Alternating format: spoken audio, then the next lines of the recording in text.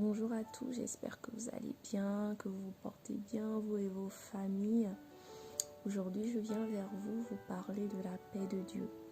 Cette paix que nous recherchons tous, cette paix à laquelle nous aspirons tous en tant qu'enfants de Dieu. Le Seigneur, en quittant la terre, il a dit cette phrase magnifique à ses disciples. Il a dit « Je vous laisse la paix, je vous donne ma paix ». Cette phrase sonne comme une promesse. Encore faudrait-il que nous acceptions cette paix, que nous nous saisissions de cette promesse et que nous cherchions à la vivre dans nos vies personnelles. Comment avoir cette paix de Dieu? Comment recevoir cette paix de Dieu? La parole de Dieu nous donne différents moyens.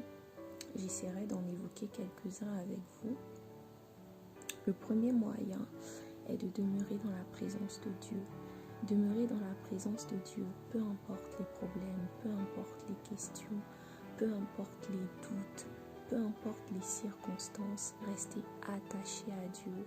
La parole nous parle de l'abri de Dieu, notamment dans le psaume 91, mais dans le psaume 27 au verset 14, David dit cette phrase: « Je demande à l'Éternel une chose, que je désire ardemment.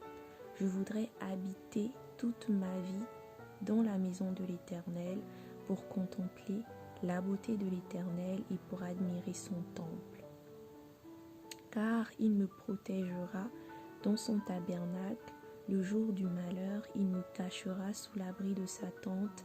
Il m'élèvera sur un rocher. » Bien sûr, demeurer dans la maison de l'Éternel, demeurer dans sa présence, demeurer près de son cœur, rester sous son abri, peu importe les circonstances. Et le deuxième moyen, ce serait tout simplement de parler à l'Éternel, de s'adresser à lui, d'ouvrir son cœur.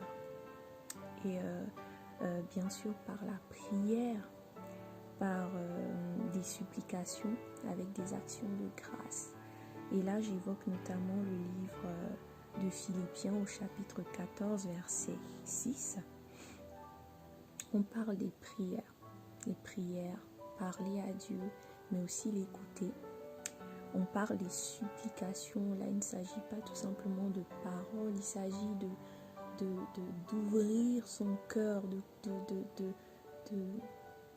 tout exprimer. C'est vraiment une expression de cœur, une expression profonde de l'esprit qui parle à Dieu.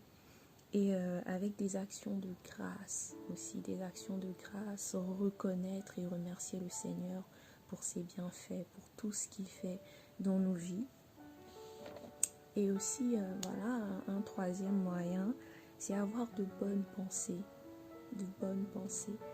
Ne pas se focaliser sur le négatif, sur les échecs, sur ce qui ne marche pas, sur ce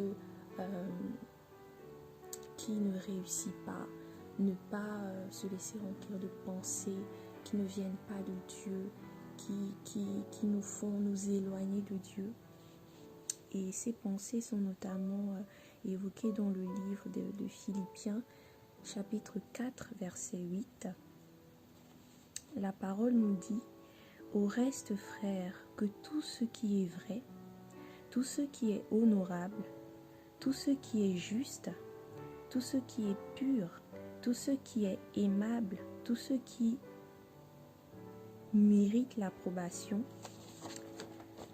tout ce qui est vertueux et digne de louange soit l'objet de vos pensées. » La parole ici nous invite à avoir des pensées pures, des pensées positives, des pensées qui viennent de l'Esprit de Dieu, des pensées qui nous permettent de rester liés à Dieu, de rester connectés à Dieu et de ne pas nous laisser submerger par des choses, des pensées qui nous éloignent de Dieu.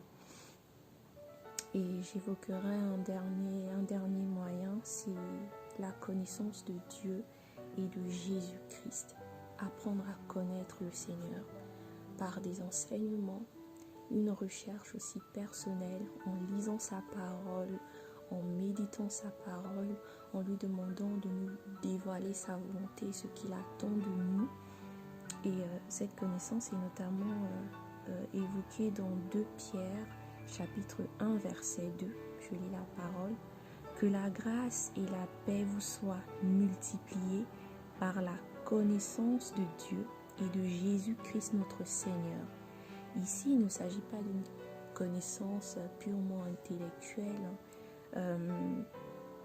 mais il s'agit vraiment d'une connaissance personnelle de Dieu et une connaissance des œuvres de Dieu. Vraiment une connaissance intime avec Dieu, une connaissance qui se fait par l'esprit, par la sagesse de Dieu, pas par notre intelligence humaine. Et je finirai assez rapidement par évoquer un dernier moyen, se laisser guider par l'Esprit de Dieu. Se laisser guider par le Saint-Esprit. Laisser le Saint-Esprit prendre le contrôle de nos cœurs, prendre le contrôle de nos vies, prendre le contrôle de nos pensées pour enfin obtenir cette paix de Dieu. Que Dieu vous bénisse.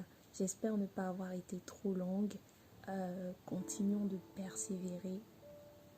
Le Seigneur est bon et il veille sur chacun de nous. Que Dieu vous bénisse.